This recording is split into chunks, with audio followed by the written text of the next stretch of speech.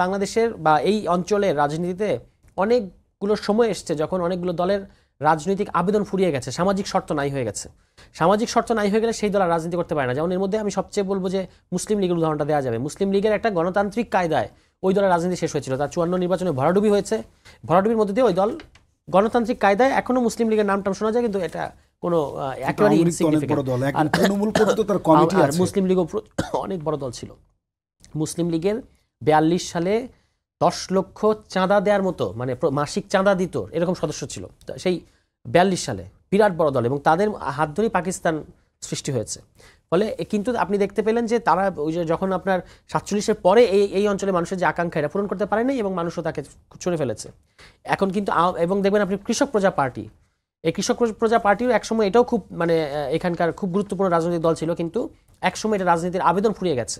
আর আওয়ামী লীগের হচ্ছে খুবই খারাপ পরিণতি হয়েছে, যেটা হচ্ছে গণঅভ্যুত্থানের মাধ্যমে তার পতন ঘটেছে, এবং গণঅভ্যুত্থানের মাধ্যমে পতন ঘটলে ফিরে আসাটা খুব সহজ হয় না। মানে এটাকে তারকে জনগণ কোনো গণতান্ত্রিক কায়দায় ওই রকম নির্বাচনের মধ্য দিয়ে পরাজিত করে তারপর তাকে প্রত্যাখ্যান করেছে, ব্যাপারটা এরকম না।